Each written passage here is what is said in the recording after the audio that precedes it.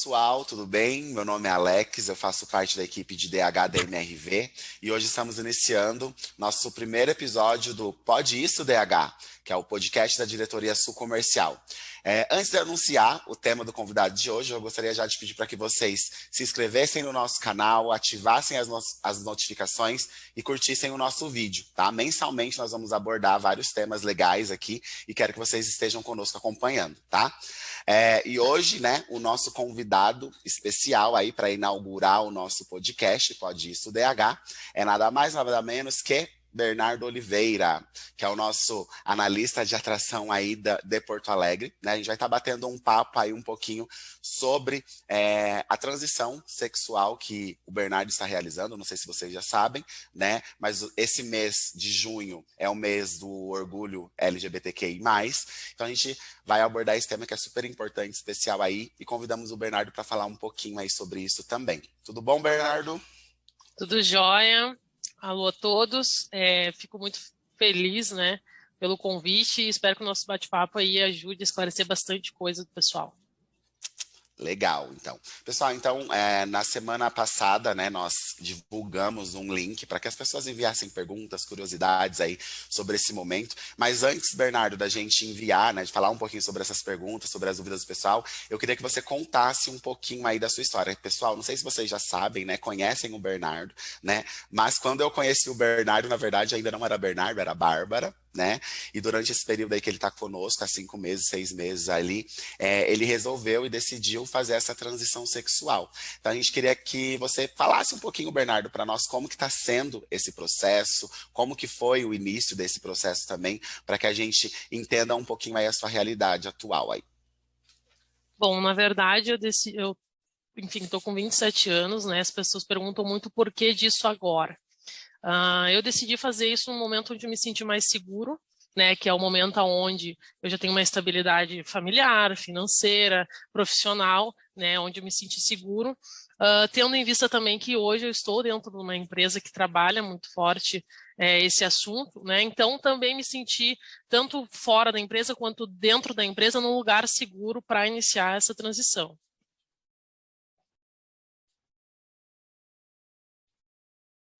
Teu microfone está desligado, Alex.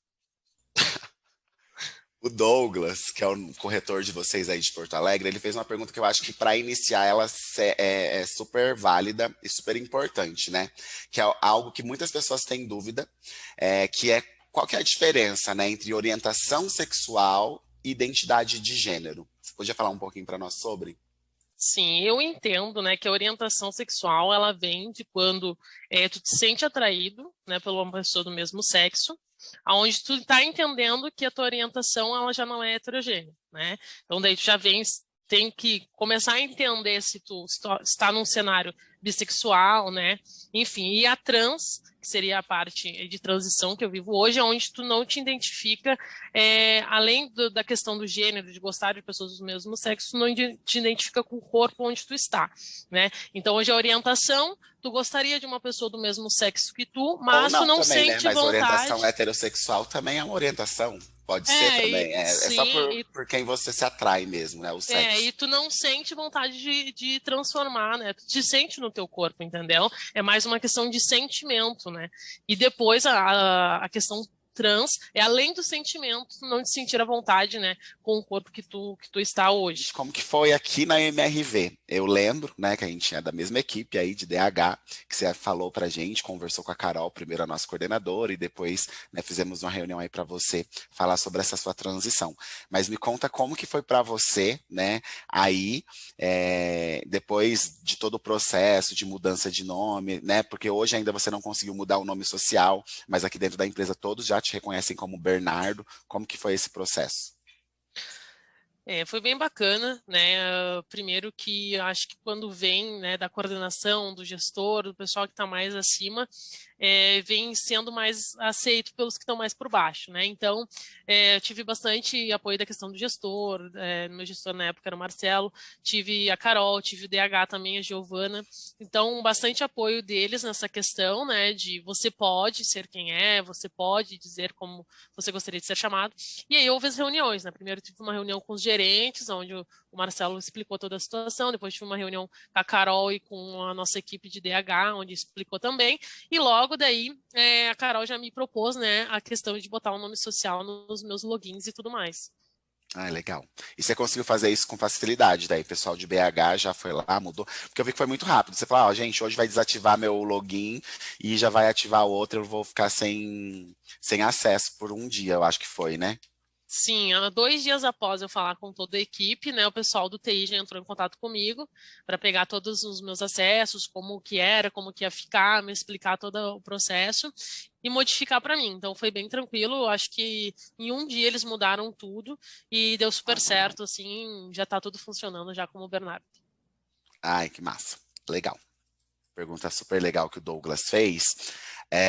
Em que momento, né, que você teve essa identificação, né, e olhou para dentro de si e falou, nossa, eu não me pertenço, né, esse corpo não me pertence, eu quero fazer essa transição, eu quero mudar. Como que foi? Como que aconteceu? Conta um pouquinho pra gente.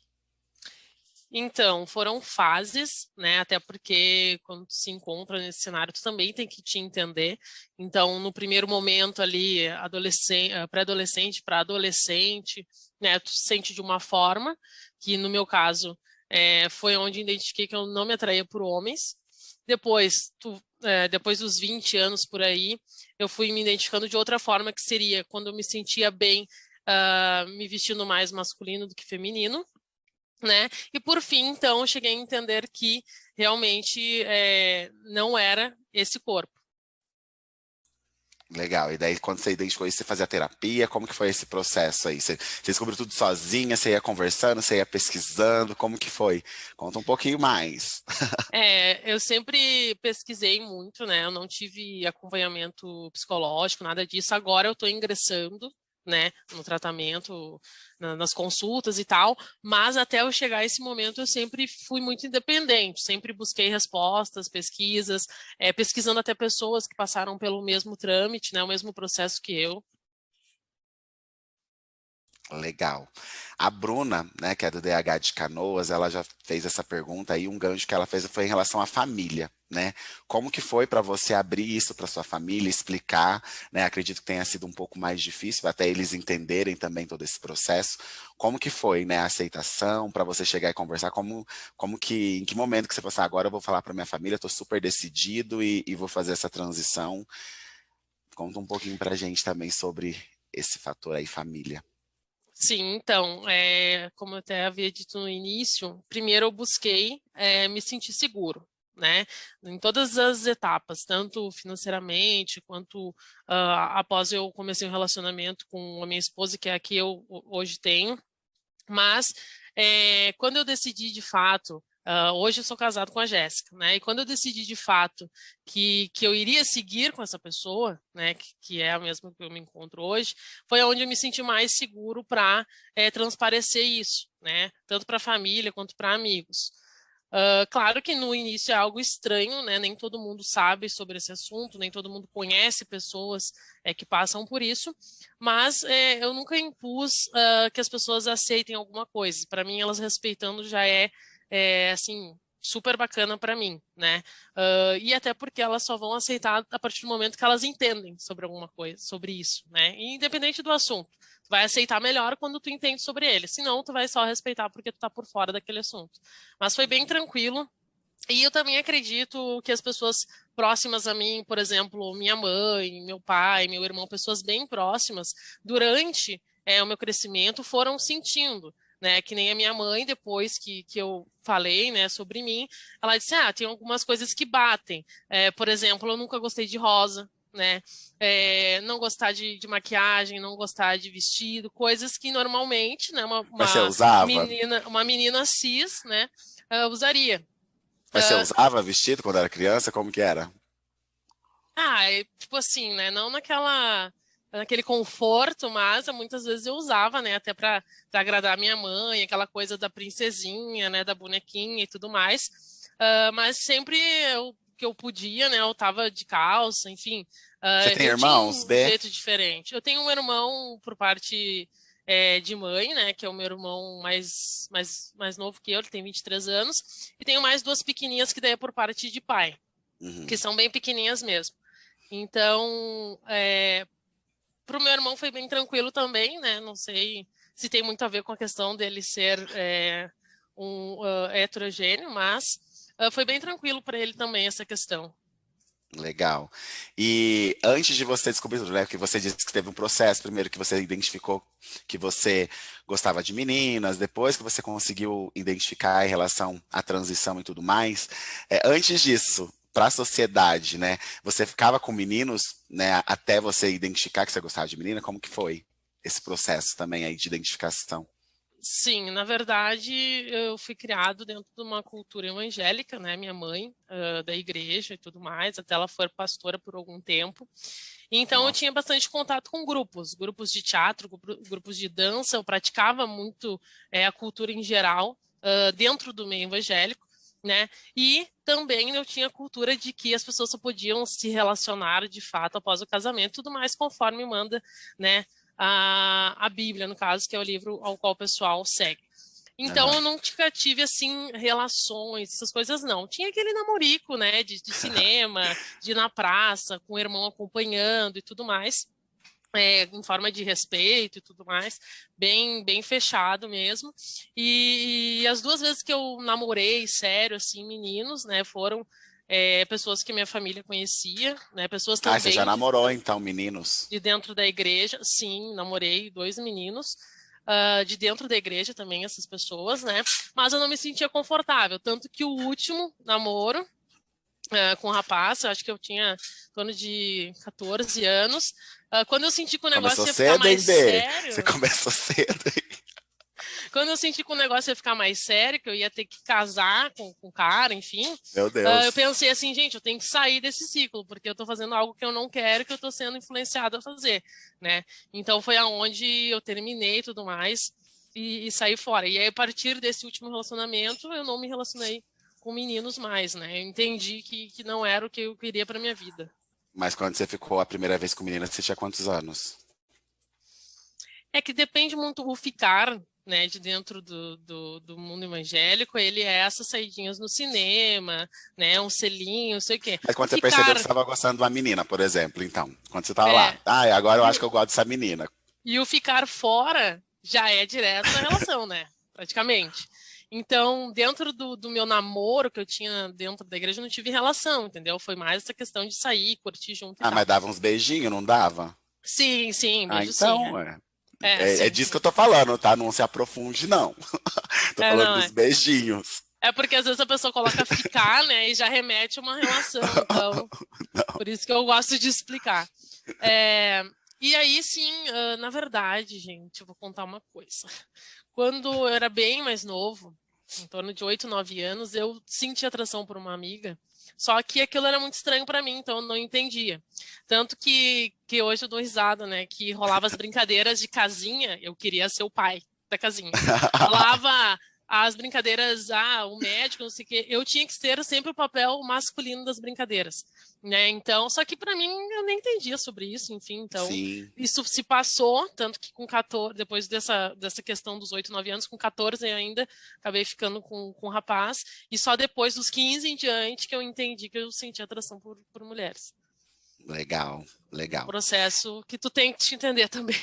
Sim, sim. E dentro desse processo hoje, né, perante, né, as suas dificuldades internas, perante a sociedade e tudo mais, o que que você acha que está sendo mais difícil, assim? Qual que são, os obstáculos aí que você enfrenta durante esse período, essa transição aí que você tá enfrentando ainda, né? Que você iniciou a transição faz quanto tempo, B? Vai fazer um mês, mais ou menos. Um mês? Tá, então Uhum, é bem como que recente. está sendo esses desafios e também uma curiosidade do Douglas, como que foi esse processo? Em relação, a pergunta do Douglas foi muito em relação também a questão de médico, de buscar isso, esse suporte, né, que você precisa também. Como que está sendo tudo? Conta um pouquinho pra gente. Beleza, há um mês atrás você falou, agora eu vou fazer a transição, que você se sentiu segura com a sua esposa, com a sua família e tudo mais. Como que vem sendo daí de lá para cá? Né, e me conta um pouquinho das dificuldades que você está enfrentando também. Bom, minha primeira ação foi começar a ver, seguir, stalkear, né, pessoas que passaram por esse processo, até para entender como que elas fizeram.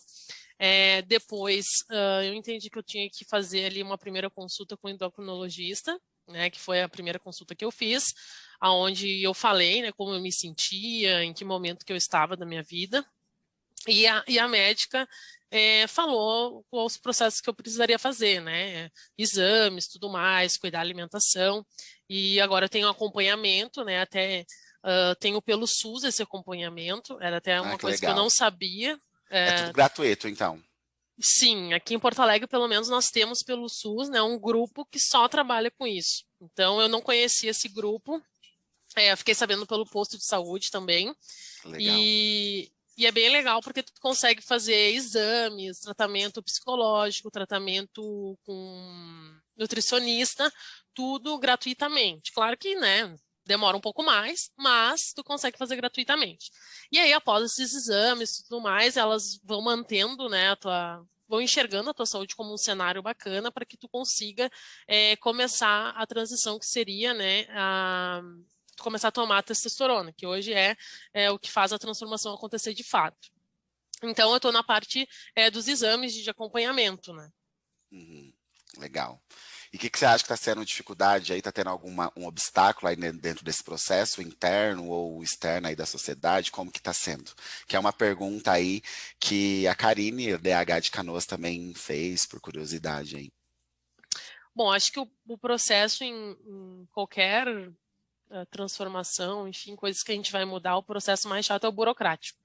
Que eu me encontro na questão de documentação, né, o nome social, até as pessoas entenderem essa questão de nome social, nome de nascimento, tu conseguir transformar isso nos teus cadastros e acessos, como e-mail, cartões de crédito, toda essa parte, vai demorar um pouco, né, para mim, e acredito que para qualquer outra pessoa que inicie esse processo também vai ter que entender que demora um pouco.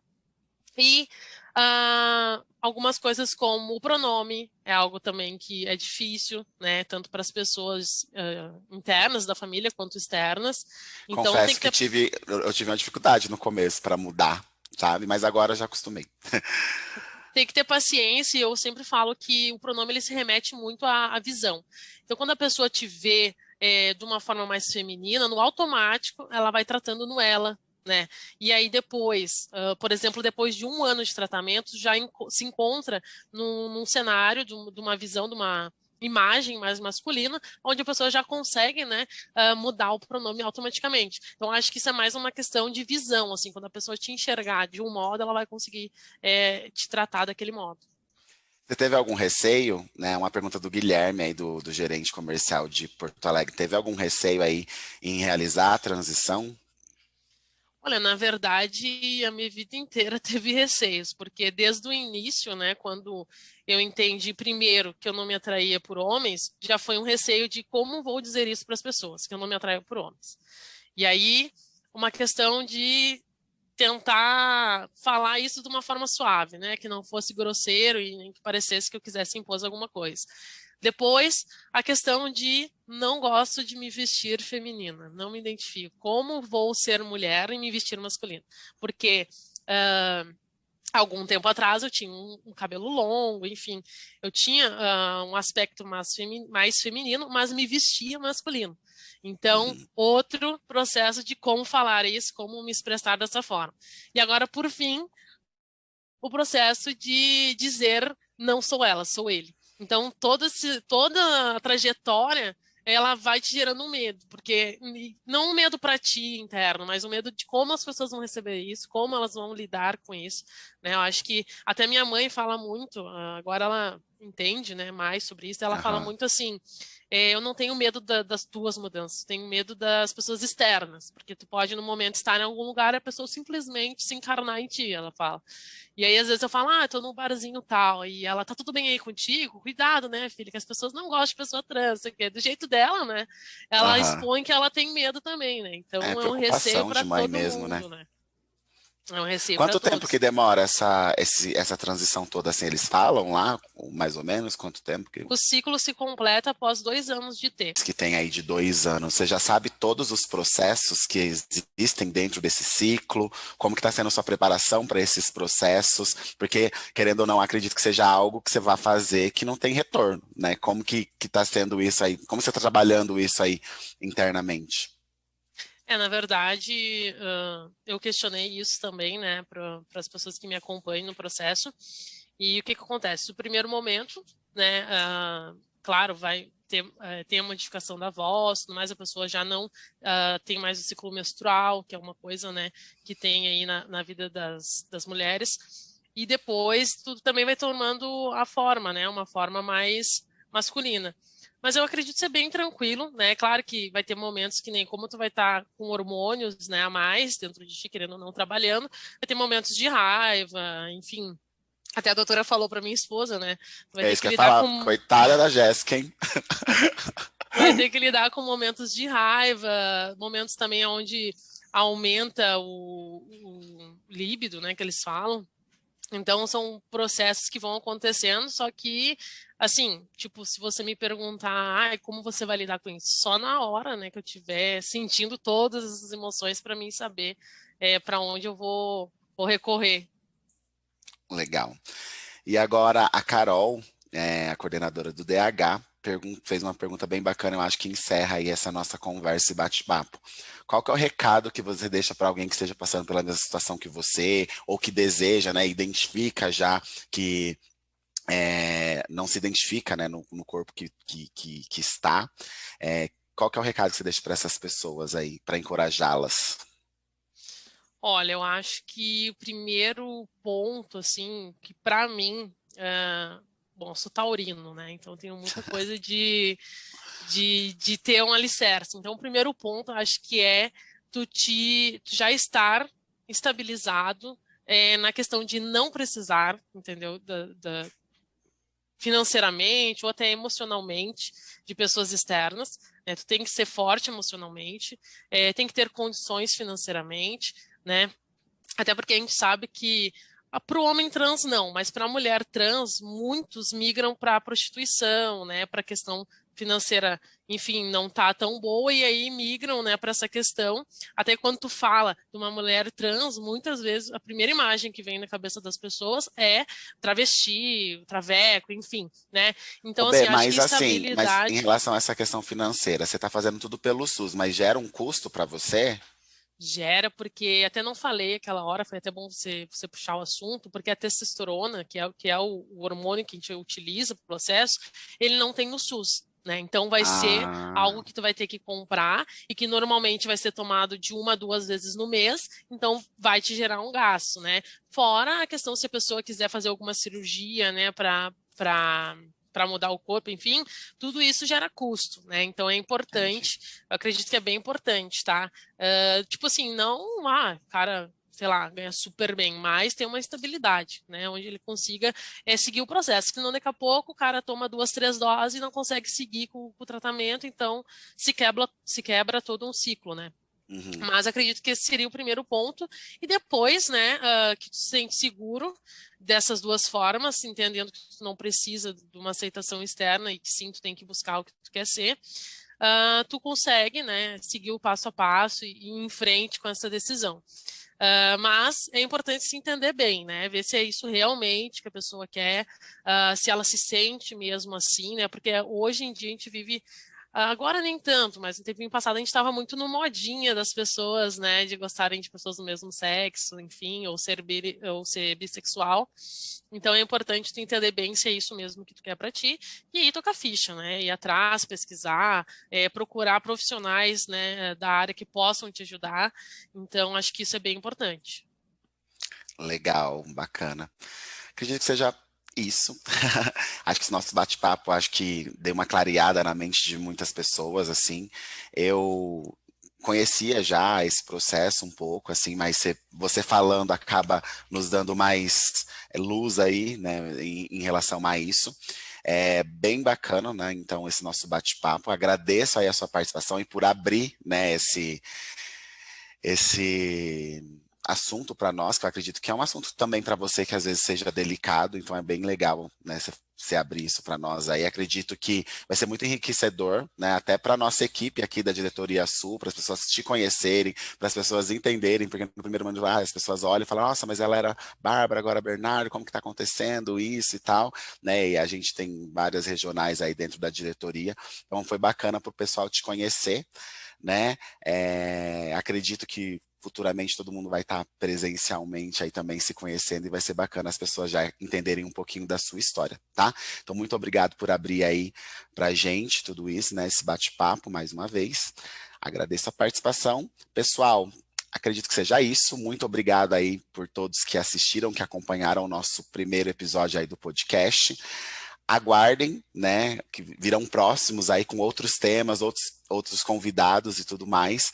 E mais uma vez frisando, não esqueçam aí de se inscreverem no nosso canal, de ativarem as notificações e curtirem o nosso vídeo. Beleza? Muito obrigado, pessoal. Tchau, Valeu, tchau obrigado. e até a próxima. E agora eu vou contar pra todo mundo. Pra quem achava que não dava, deu. E quem pensou que ia dar errado, errou. Pra quem falou que não ia rolar, falou, falou, falou. E agora eu vou falar pra todo mundo que eu tenho meu primeiro AP.